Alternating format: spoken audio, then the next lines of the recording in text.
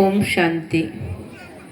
ಪರಮಪಿತ, ಪರಮ ಶಿಕ್ಷಕ, ಪರಮ ಸದ್ಗುರು, ಪರಮಾತ್ಮನ ಅತಿ ಪ್ರೀತಿಯ ಸಂತಾನರಾಗಿರುವಂತಹ ವೇದಿಕೆ ಮೇಲೆ ಉಪಸ್ಥಿತರಿರುವಂತಹ ತಮ್ಮೆಲ್ಲರಿಗೂ ವಂದಿಸಿ, ಇವತ್ತಿನ ಈ ಸುಂದರ ಪವಿತ್ರ ಸಂಜೆಯಲ್ಲಿ ಈ ಕಾರ್ಯಕ್ರಮದಲ್ಲಿ ಪಾಲ್ಗೊಂಡಂತಹ ಎಲ್ಲ ಮಾತೆಯರಿಗೂ ಹಾಗೂ ಅಣ್ಣಂದಿರಿಗೂ, ಮಕ್ಕಳಿಗೂ, ಯುವಕರಿಗೂ ಎಲ್ಲರಿಗೂ ವಂದಿಸಿ, ಇವತ್ತು ನಾವೊಂದು ಗೀತೆಯ ಸಾಲನ್ನು ಕೇಳ್ತೇವೆ. ಚಂದನ ಹೈ ಇಸ ದೇಶ್ ಕಿ ಧರತಿ, ತಪೋಭೂಮಿ ಹರ ಗ್ರಾಮ ಹೈ, ಹರ ಬಾಲಾ ದೇವಿ ಕಿ ಪ್ರತಿಮಾ, ಬಚ್ಚಾ ಬಚ್ಚಾ ರಾಮ ಹೈ ಅಂತ. ಅಂದರೆ ಈ ಭಾರತದ ಮಣ್ಣಿನ ಕಣಕಣನೂ ಕೂಡ ಚಂದನ ಇದೆ. ಈ ಭಾರತದಲ್ಲಿಗಳು ಕೂಡ ತಪಸ್ಸಿನ ಸ್ಥಾನಗಳಿದ್ದಾವೆ. ಈ ಭಾರತ ಭೂಮಿಯ ಮೇಲಿರುವಂತಹ ಒಂದೊಂದು ಗಂಡು ಮಗು ದೇವತಾ, ಹೆಣ್ಣು ಮಗು ದೇವಿ ಅಂತ. ಇಂತಹ ಪುಣ್ಯ ಭೂಮಿ, ಧರ್ಮ ಭೂಮಿ, ದೈವ ಭೂಮಿಯಲ್ಲಿ ನಾವು ಜನ್ಮ ಪಡೆದಿದ್ದೀವಿ ಅಂತಂದರೆ ನಾವೆಲ್ಲರೂ ಧನ್ಯರು. ಇಂತಹ ಭೂಮಿಯ ಮೇಲೆ ಜನ್ಮ ಪಡೆದಿದ್ದೀವಿ ಅಂತಲೇ ಇವತ್ತು ಮಹಾಶಿವರಾತ್ರಿಯ ನಿಮಿತ್ತ ನಾವು ಶಿವನ ಸ್ಮರಣೆ ಮಾಡೋದಕ್ಕಾಗಿ ಈ ಕಾರ್ಯಕ್ರಮವನ್ನು ಹಮ್ಮಿಕೊಂಡಿದ್ದೀವಿ. ಭಗವಂತನಿಗೆ ನೀವೆಲ್ಲ ಕೇಳ್ತಾ ಇದ್ದೀವಿ, ಪ್ರಾರ್ಥನೆ ಮಾಡ್ತಿದ್ದೀವಿ, ವ್ರತ ಉಪವಾಸ ನಿಯಮಗಳನ್ನು ಮಾಡ್ತಾ ಇದ್ದೀವಿ. ಶಿವ ಶಿವ ಎಂದರೆ ಭಯವಿಲ್ಲ, ಶಿವನಾಮಕ್ಕೆ ಸಾಟಿ ಬೇರಿಲ್ಲ ಅಂತ. ರಾಮ ನಾಮ 2 ಅಕ್ಷರ ನಮಗೆ ಪಾವನ ಮಾಡುವುದು, ಕೃಷ್ಣ ಎಂದರೆ ಕಷ್ಟವೊಂದಿಷ್ಟಿಲ್ಲ ಅಂತ. ಅನೇಕ ರೂಪದಿಂದ ನಾವು ಮಹಿಮೆ ಮಾಡ್ತಿದ್ದೀವಿ. ಆ ಭಗವಂತನನ್ನು ಕೂಗ್ತಾ ಇದ್ದೀವಿ, ಕರಿತಾ ಇದ್ದೀವಿ, ಬೇಡ್ತಾ ಇದ್ದೀವಿ, ಕೇಳ್ತಾ ಇದ್ದೀವಿ. ನಮ್ಮೆಲ್ಲರ ಕರೆಯನ್ನು ಕೇಳಿ ಆ ಪರಮಾತ್ಮನು ಈ ಧರೆಯ ಮೇಲೆ ಅವತರಿಸಿದ್ದಾರೆ. ಆ ಪರಮಾತ್ಮನ ಅವತರಣೆಯ ದಿನವನ್ನೇ ನಾವು ಮಹಾಶಿವರಾತ್ರಿ ಅಂತ ಆಚರಣೆ ಮಾಡ್ತೀವಿ. ಒಂದು ಮಗು ರಾತ್ರಿ ಹುಟ್ಟಿದರೂ ಕೂಡ ಬರ್ತ್ ನೈಟ್ ಅನ್ನೋದಿಲ್ಲ, ಬರ್ತ್ಡೇ ಅಂತ ಆಚರಣೆ ಮಾಡ್ತೀವಿ, ಹುಟ್ಟಿದ ದಿನ ಅಂತ ಆಚರಣೆ ಮಾಡ್ತೀವಿ. ಮಹಾತ್ಮರು, ಪುಣ್ಯಾತ್ಮರು, ಧರ್ಮಾತ್ಮರ ಹುಟ್ಟಿದ ದಿನವನ್ನು ಬುದ್ಧ ಜಯಂತಿ, ಬಸವ ಜಯಂತಿ, ಮಹಾವೀರ್ ಜಯಂತಿ, ಗಾಂಧೀಜಿ ಜಯಂತಿ, ಅಂಬೇಡ್ಕರ್ ಜಯಂತಿ, ಈ ರೀತಿ ಜಯಂತಿ ಅಂತ ಆಚರಣೆ ಮಾಡ್ತೀವಿ. ಆದರೆ ಶಿವನಿಗೆ ಮಾತ್ರ ಶಿವರಾತ್ರಿ ಅಂತ ಹೇಳಿದ್ದೀವಿ. ಯಾಕೆ? ಶಿವನು ರಾತ್ರಿಯ ಸಮಯದಲ್ಲಿ ಈ ಭೂಮಿಗೆ ಬಂದ. ಯಾವ ರಾತ್ರಿ?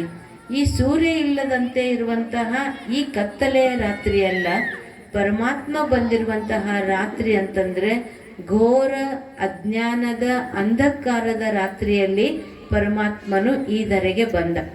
ಇವತ್ತು ಜಗತ್ತಿನಲ್ಲಿ ನಾವೆಲ್ಲ ನೋಡ್ತಾ ಇದ್ದೀವಿ, ಎಲ್ಲ ಕಡೆಗೂ ದುಃಖ, ಅಶಾಂತಿ, ಅನ್ಯಾಯ, ಅತ್ಯಾಚಾರ, ಮೋಸ, ವಂಚನೆ, ಭಯ, ಚಿಂತೆ, ರೋಗ ಎಲ್ಲ ಕಡೆಗೂ ನೋಡ್ತಾ ಇದ್ದೀವಿ. ಇವತ್ತು ಒಂದು ಹೆಬ್ಬಾವು 1000 ಹೆಬ್ಬಾವು ತನ್ನ ಎದುರುಗಡೆ ಬಂದರೆ ಅಂಜೋದಿಲ್ಲ. ಒಂದು ಹೆಬ್ಬುಲಿ 1000 ಹೆಬ್ಬುಲಿಗಳು ತನ್ನ ಎದುರುಗಡೆ ಬಂದರೆ ಹೆದರುವುದಿಲ್ಲ. ಆದರೆ ಒಬ್ಬ ಮನುಷ್ಯ ಇನ್ನೊಬ್ಬ ಮನುಷ್ಯ ಎದುರುಗಡೆ ಬಂದರೆ ಹೆದರುವಂತಹ ಕಾಲಘಟ್ಟದಲ್ಲಿ ನಾವು ಬದುಕ್ತಾ ಇದ್ದೀವಿ. ಯಾರ ಮೇಲೂ ಇವತ್ತು ವಿಶ್ವಾಸ ಇಲ್ಲ. ಯಾರು ಮನೆಯೊಳಗಿನವ್ರಿಗೂ ಮೇಲೂ ವಿಶ್ವಾಸ ಇಲ್ಲ, ಹೊರಗಡೆಯವ್ರ ಮೇಲೂ ವಿಶ್ವಾಸ ಇಲ್ಲ. ನಮ್ಮ ಮೇಲೆ ನಮಗೆ ವಿಶ್ವಾಸ ಇಲ್ಲದೆ ಇರುವಂಥ ಪರಿಸ್ಥಿತಿಯಲ್ಲಿ ನಾವು ಬದುಕ್ತಾ ಇದ್ದೀವಿ. ಇಂತಹ ಜಗತ್ತಿನಲ್ಲಿ ಪರಮಾತ್ಮನು ಅಜ್ಞಾನವನ್ನು ದೂರ ಮಾಡಿ ಜ್ಞಾನದ ಬೆಳಕನ್ನು ಕೊಡೋದಕ್ಕಾಗಿ ಈ ಧರೆಗೆ ಅವತರಿಸಿದ. ಆ ದಿನವನ್ನೇ ನಾವು ಮಹಾಶಿವರಾತ್ರಿ ಅಂತ ಆಚರಣೆ ಮಾಡ್ತಾ ಬಂದೀವಿ. ತ್ರಿಮೂರ್ತಿ ಶಿವ ಜಯಂತಿ ಮಹೋತ್ಸವ ಅಂತ ಆಚರಣೆ ಮಾಡ್ತಾ ಇದ್ದೀವಿ. 90ನೇಯ ತ್ರಿಮೂರ್ತಿ ಶಿವ ಜಯಂತಿ ಮಹೋತ್ಸವ. ಯಾಕೆ? ಪರಮಾತ್ಮ ಇರಲಿಲ್ಲೇನ್ರಿ ಇಷ್ಟು ದಿವಸ? ಈಗ 90 ವರ್ಷ ಆಯ್ತೇನ್ರಿ ಬಂದು ಅಂತ ಬರ್ಬೋದು. ಪರಮಾತ್ಮ ನಿರಾಕಾರ, ಅಜರ, ಅಮೋರ, ಅಯೋನಿಜ ಅಂತ ಪರಮಿಗೆ ಮಹಿಮೆ ಮಾಡ್ತೀವಿ.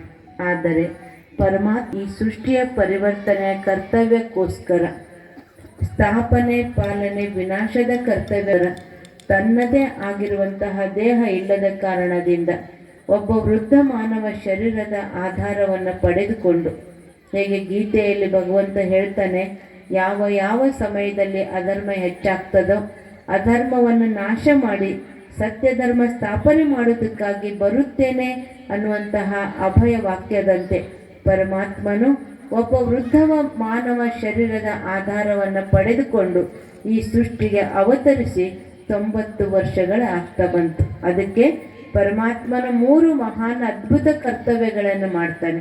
ಬ್ರಹ್ಮನಿಂದ ಸ್ಥಾಪನೆ, ವಿಷ್ಣುವಿನಿಂದ ಪಾಲನೆ, ಶಂಕರನಿಂದ ವಿನಾಶ.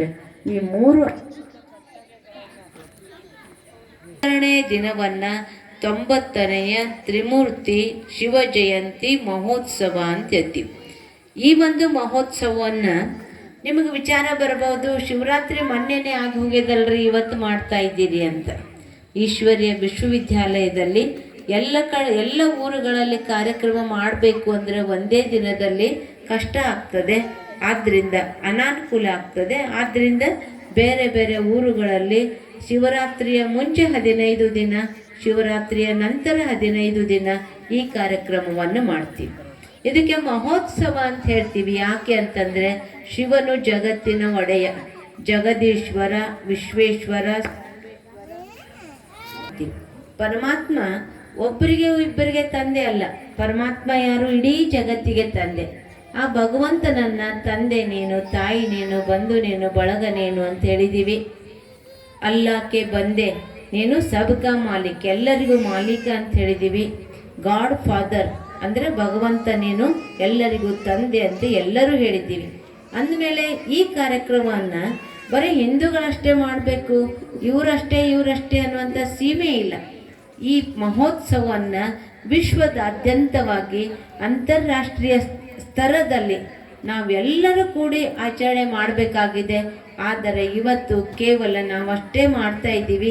ಒಂದು ದಿನ ಬರ್ತದೆ, ಎಲ್ಲರೂ ಕೂಡಿ ಇಡೀ ಜಗತ್ತಿನಾದ್ಯಂತ ಜಗತ್ತಿನವರೇ ಆ ಭಗವಂತನ ಅವತರಣೆ ದಿನವನ್ನು ಆಚರಣೆ ಮಾಡೇ ಮಾಡ್ತೇವೆ. ಇವತ್ತು 140 ದೇಶಗಳಲ್ಲಿ ಆಚರಣೆ ಮಾಡ್ತಾ ಇದ್ದೀವಿ. ಒಂದು ದಿನ ಬರ್ತದೆ, ಈ ವಿಶ್ವದ ಎಲ್ಲ ದೇಶದಲ್ಲಿ ಎಲ್ಲ ಜನರು ಸೇರಿ ಆ ಪರಮಾತ್ಮನ ಮಹಿಮೆಯ ದಿನ, ಪರಮಾತ್ಮನ ಅವತರಣೆಯ ಗುಣಗಾನ ಮಾಡುವಂತಹ ದಿನವನ್ನು ಆಚರಣೆ ಮಾಡ್ತೇವೆ. ಅದಕ್ಕೆ ಪರಮಾತ್ಮನ ದಿನದ ಅವತರಣೆಯ ದಿನವನ್ನು ಮಹೋತ್ಸವ ಅಂತ ಆಚರಣೆ ಮಾಡ್ತಾ ಇದ್ದೀವಿ.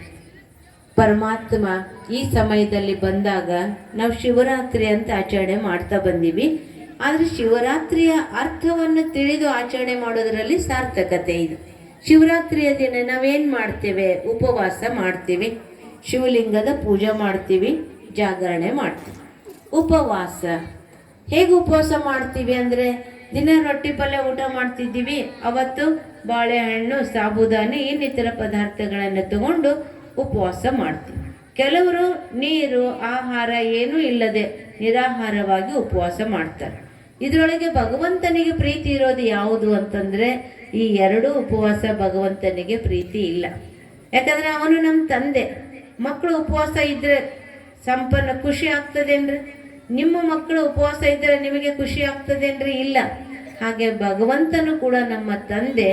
ನಾವು ಮಕ್ಕಳು ಈ ದೇಹಕ್ಕೆ ಊಟ ಹಾಕದೆ ದೇಹವನ್ನು ದಂಡಿಸುವಂಥದ್ದು ಭಗವಂತನಿಗೆ ಪ್ರಿಯ ಇಲ್ಲ.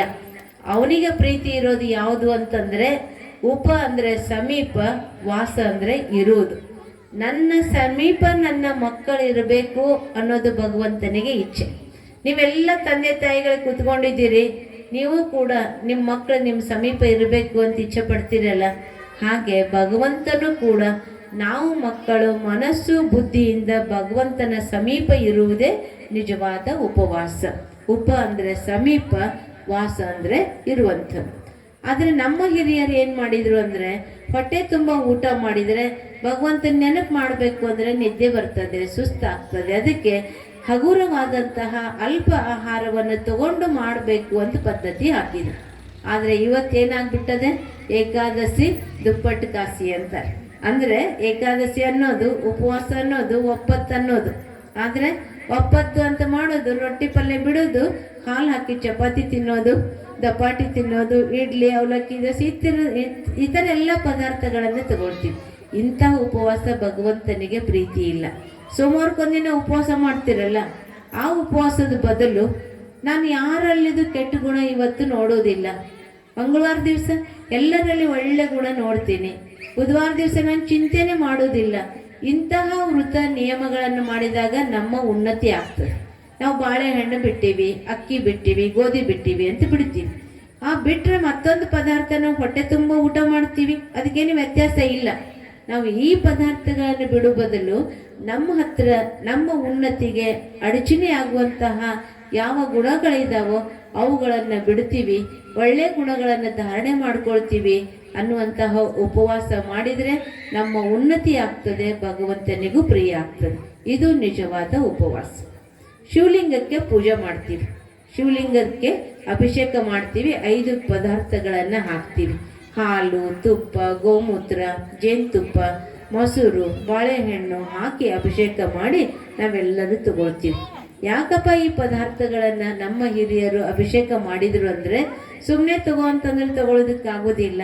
ಭಗವಂತನಿಗೆ ಅರ್ಪಿತ ಮಾಡಿದಾಗ ಆ ಭಗವಂತನಿಂದ ದಿವ್ಯ ಶಕ್ತಿನೂ ಸಿಗ್ತದೆ, ನಮ್ಮ ಆರೋಗ್ಯನೂ ವೃದ್ಧಿಸ್ತದೆ ಅನ್ನೋದಕ್ಕಾಗಿ ನಮ್ಮ ಹಿರಿಯರು ಆ ಪದಾರ್ಥಗಳಿಂದ ಶಿವನಿಗೆ ಅಭಿಷೇಕ ಮಾಡಿ ಎಲ್ಲರೂ ತಗೊಳ್ಬೇಕು ಅಂತ ಹೇಳಿದರು.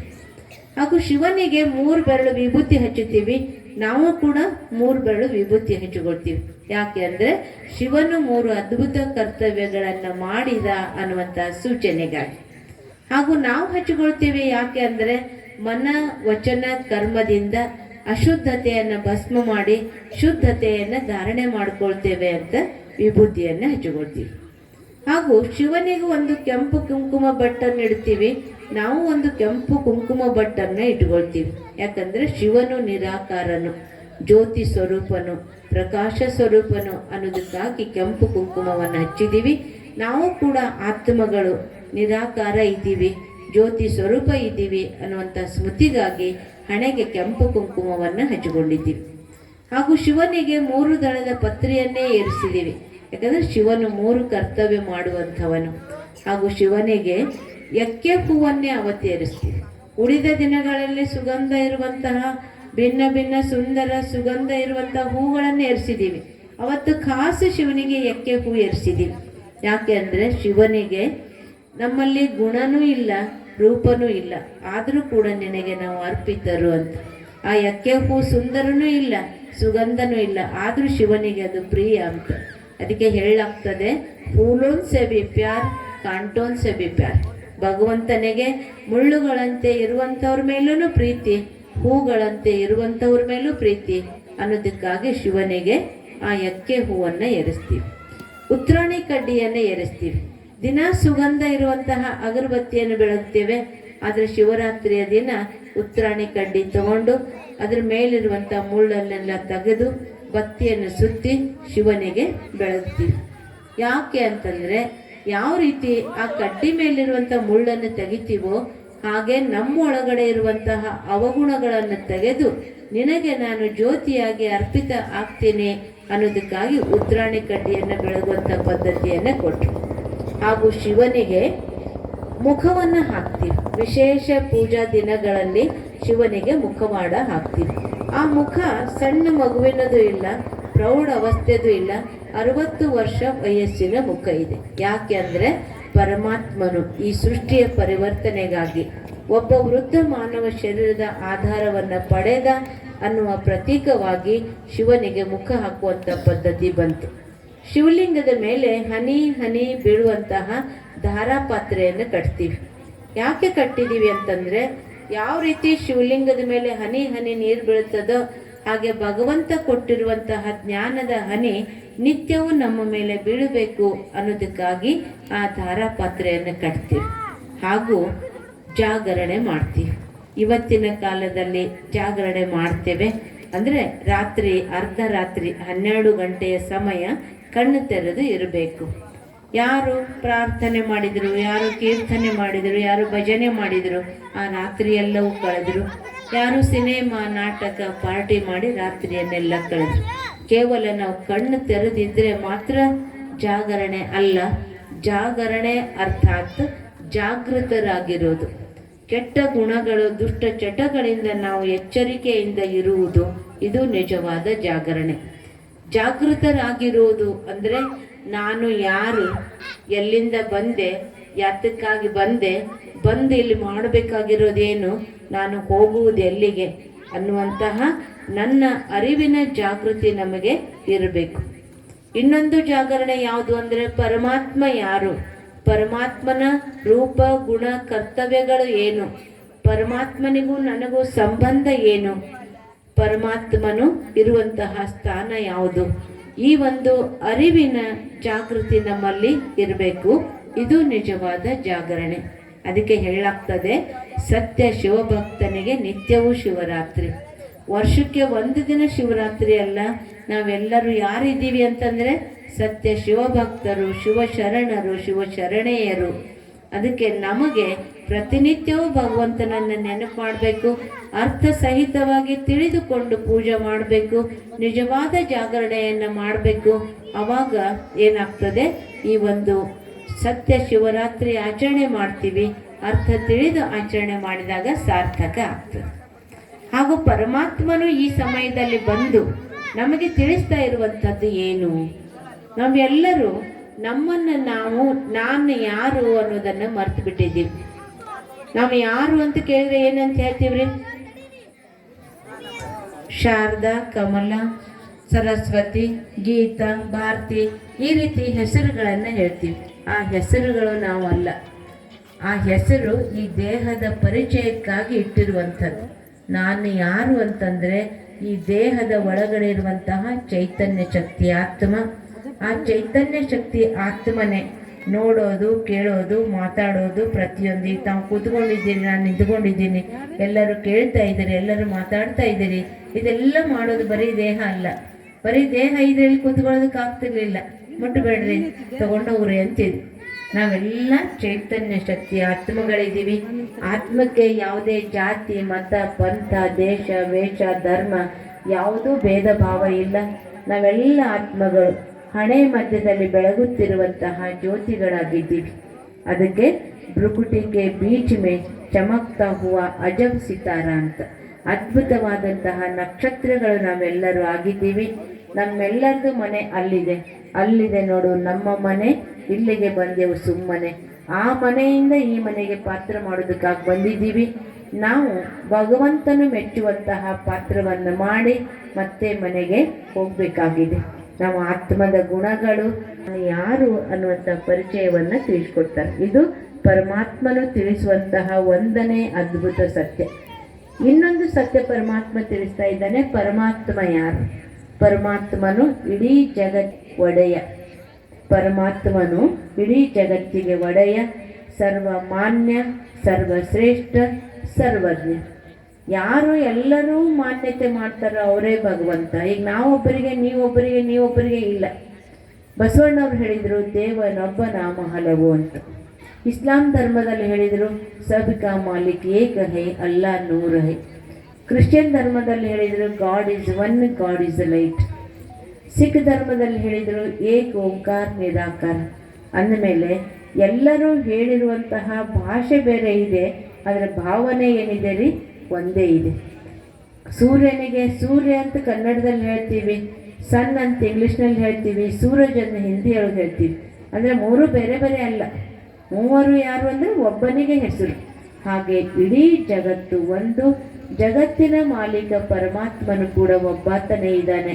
ಅದಕ್ಕೆ ಪರಮಾತ್ಮ ಇಡೀ ಜಗತ್ತಿನ ಸರ್ವ ಆತ್ಮಗಳ ಏಕೈಕ ಪರಮಪಿತ ಪರಮಾತ್ಮ ಒಬ್ಬಾತನೇ ಆಗಿದ್ದಾನೆ. ಪರಮಾತ್ಮ ಶಾಂತಿ ಸಾಗರ, ದಯಾ ಸಾಗರ, ಕರುಣಾ ಸಾಗರ, ಕ್ಷಮಾ ಸಾಗರ, ಪತಿತ ಪಾವನ. ತಾವಿಲ್ಲಿ ಶಿವಲಿಂಗವನ್ನು ನೋಡ್ತಾ ಇದ್ದೀರಿ. ಲಿಂಗದ ರೂಪದಲ್ಲಿಟ್ಟಿರುವಂತಹ ನಿರಾಕಾರನಾಗಿರುವಂತಹ ಈ ಮನುಷ್ಯನ ದೇಹದ ಅಂಗಗಳು ಇಲ್ಲದೇ ಇರುವಂತಹ ನಿರಾಕಾರನಾಗಿರುವಂಥವನೇ ಶಿವನು.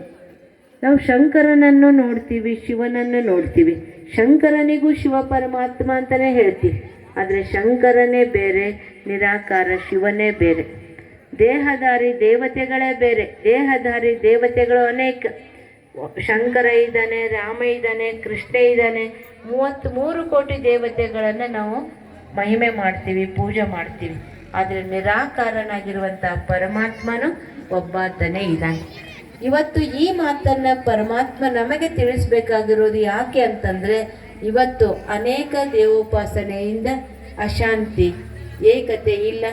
ಏಕತೆ ಇಲ್ಲದೆ ಇರೋದ್ರಿಂದ ಅಶಾಂತಿ ಆಗ್ತದೆ, ಹಿಂಸೆ ನಡೀತಾ ಇದೆ. ಜಗತ್ತಿನ ಅಶಾಂತಿಯನ್ನು ದೂರ ಮಾಡಬೇಕು, ಜಗತ್ತಿನಲ್ಲಿ ಶಾಂತಿಯ ಸ್ಥಾಪನೆ ಮಾಡಬೇಕು ಅಂತಂದರೆ ನಮ್ಮೆಲ್ಲರಲ್ಲಿ ಭಾವನೆ ಒಂದೇ ಬರಬೇಕಾಗಿದೆ, ನಮ್ಮೆಲ್ಲರಿಗೂ ಪರಮಾತ್ಮನು ಒಬ್ಬನೇ. ಅದಕ್ಕೆ ಶರಣರು ಕಠೋರವಾಗಿ ಖಾರವಾಗಿ ಹೇಳಿದರು, ಒಬ್ಬನಲ್ಲದೆ ಜಗಕ್ಕೆ ಇಬ್ಬರುಂಟೆ ಮರೊಳೆ.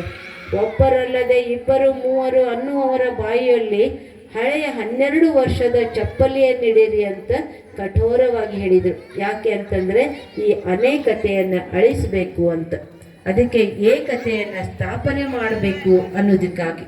ಅದಕ್ಕೆ ಪರಮಾತ್ಮ ಯಾರು ಅಂತಂದರೆ ಜನನಿ ಇಲ್ಲದ ಜನಿತ, ತಂದೆ ಇಲ್ಲದ ಕಂದ, ಮರಣವಿಲ್ಲದ ಮಹಾಂತ, ಮೂರನರಿಯದ ಮುಕ್ತ ಅಂತ. ಯಾರಿಗೆ ಹುಟ್ಟು ಸಾವು ಇಲ್ಲವೋ, ಯಾರು ಪರಮಾತ್ಮನಿಗೆ ಮಹಿಮೆ ಮಾಡ್ತೀವಿ, ಮೃತ್ಯುಂಜಯ, ಅಮರನಾಥ, ಮುಕ್ತೇಶ್ವರ, ಅವನೇ ಪರಮಾತ್ಮನು ಇಡೀ ಜಗತ್ತಿಗೆ ಒಬ್ಬಾತನೇ ಆಗಿದ್ದಾನೆ. ಈ ಪರಮಾತ್ಮನ ಸತ್ಯ ಪರಿಚಯವನ್ನು ಪರಮಾತ್ಮನೇ ಬಂದು ತಿಳಿಸ್ತಾ ಇದ್ದಾರೆ. ಇದು ಪರಮಾತ್ಮನು ತಿಳಿಸುವಂತಹ 2ನೆಯ ಅದ್ಭುತ ಸತ್ಯ. 3ನೇ ಸತ್ಯ ಏನು ಅಂತಂದರೆ ಪರಮಾತ್ಮ ತಿಳಿಸ್ತಾನೆ. ಇವತ್ತು ನಾವು ಎಲ್ಲ ಶಕ್ತಿಯನ್ನು ಕಳ್ಕೊಂಡ್ಬಿಟ್ಟಿದ್ದೀವಿ.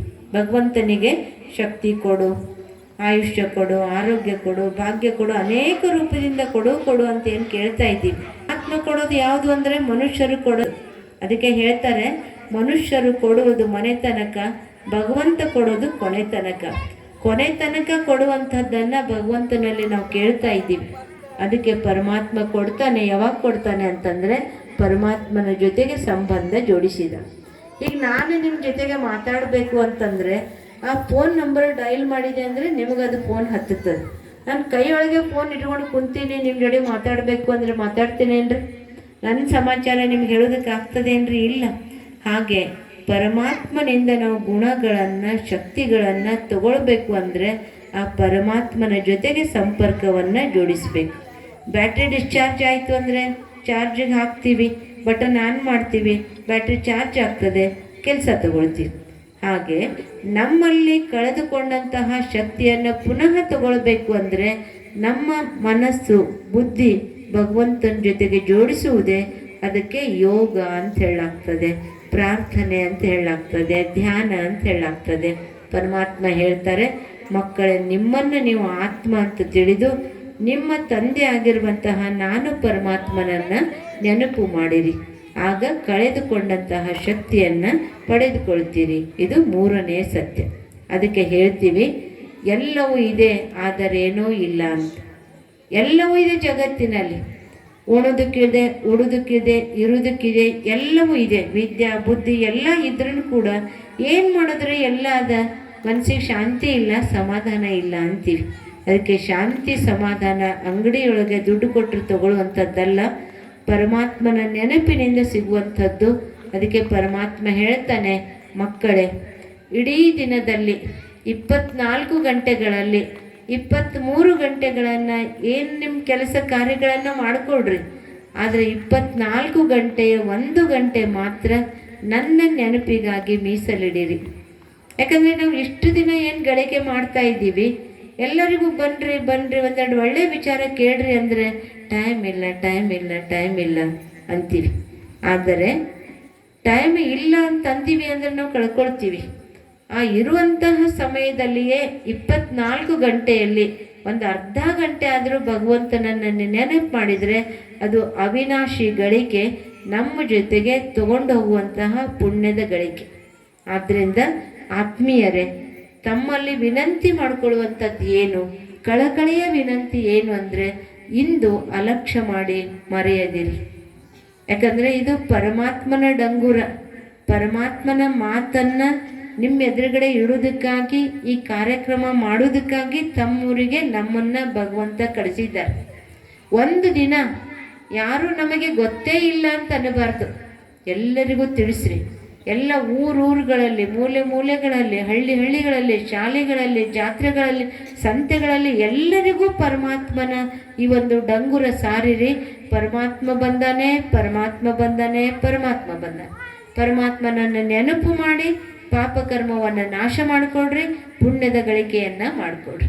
ಆದ್ದರಿಂದ ಇಷ್ಟು ದಿನ ನಾವು ಖರ್ಚು ಮಾಡೀವಿ, ಈಗ ಗಳಿಕೆ ಮಾಡ್ಕೊಳ್ಳೋದಕ್ಕಾಗಿ ಸ್ವಲ್ಪ ಸಮಯವನ್ನು ತಾವು ಕೊಡಿರಿ, ಪರಮಾತ್ಮನನ್ನು ನೆನಪು ಮಾಡಿರಿ. ಶರಣರು ಹೇಳಿದರು, ಎತ್ತು ನಿಮ್ಮ ದಾನ, ಬಿತ್ತು ನಿಮ್ಮ ದಾನ, ಸುಳಿದು ಸೂಸುವ ಗಾಳಿ ನಿಮ್ಮ ದಾನ, ನಿಮ್ಮ ದಾನವನ್ನುಂಡು ನಿಮ್ಮನ್ನು ನೆನೆಯದ ಕುನ್ನಿಗಳ ನೆನೆಂಬೆ ರಾಮನಾಥ ಅಂತ. ಅಂದರೆ ಭಗವಂತ ಎಲ್ಲ ಕೊಟ್ಟವನನ್ನು ನಾವು ನೆನಪು ಮಾಡಲಿಲ್ಲ ಅಂದ್ರೆ ನಾವೇನಾಗ್ತೀವಿ?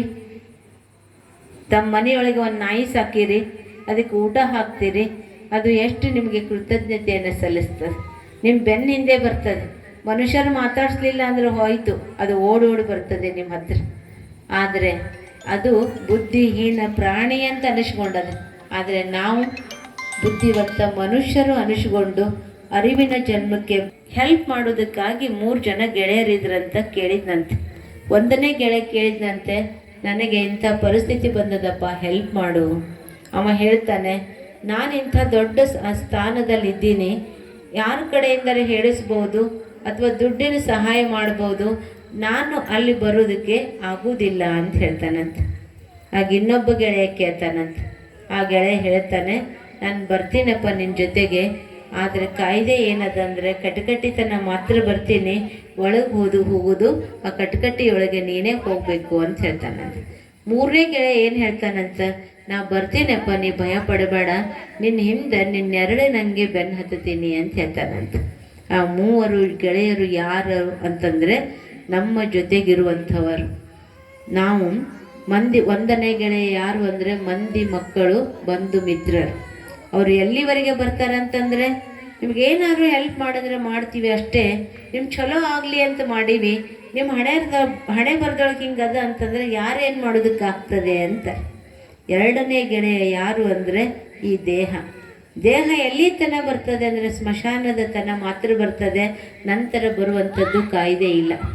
3ನೇದು ನಾವು ಮಾಡಿದ ಕರ್ಮ. ನಾವು ಮಾಡಿದಂತಹ ಕರ್ಮ ನಮ್ಮ ಹಿಂದೆ ನೆರಳಿನಂತೆ ಹಿಂಬಾಲಿಸ್ತದೆ. ಆದ್ದರಿಂದ ಆತ್ಮೀಯರೇ, ತಾವು ಪರಮಾತ್ಮನ ನೆನಪಿನಿಂದ ಪುಣ್ಯದ ಗಳಿಕೆ ಮಾಡಿಕೊಂಡು ಶ್ರೇಷ್ಠ ಕರ್ಮವನ್ನು ಮಾಡಿರಿ ಅನ್ನುವಂತಹ ಪರಮಾತ್ಮನ ಸಂದೇಶವನ್ನು ತಮಗೆ ತಲುಪಿಸಿದ್ದೇವೆ. ಆದ್ದರಿಂದ ತಾವು ಇಡೀ ದಿನದ ಒಂದು ಅರ್ಧ ಗಂಟೆ ಆದರೂ ಭಗವಂತನನ್ನು ನೆನಪು ಮಾಡೋದಕ್ಕಾಗಿ ಸಮಯವನ್ನು ಕೊಡಿರಿ. ಇವತ್ತು ನಾವು ಸಮಯ ಕೊಟ್ಟಿಲ್ಲ ಅಂತಂದರೆ ಒಂದು ದಿನ ನೆನಪು ಬರ್ತದೆ. ಅವಾಗ ಏನು ನೆನಪು ಬರ್ತದೆ ಅಂದರೆ, ಬಿಳಿ ಸೀರೆ ಉಟ್ಕೊಂಡವರು ಓಂ ಶಾಂತಿಯವರು ನಮ್ಮ ಊರಿಗೆ ಬಂದು ಹೇಳಿದರು, ನಾವು ಅವಾಗ ಕೇಳಿಲ್ಲ, ಈಗ ನೆನಪು ಮಾಡ್ತೀವಿ ಅಂತೀವಿ, ಆದರೆ ಸಮಯ ಇಲ್ಲ ಅಂತ.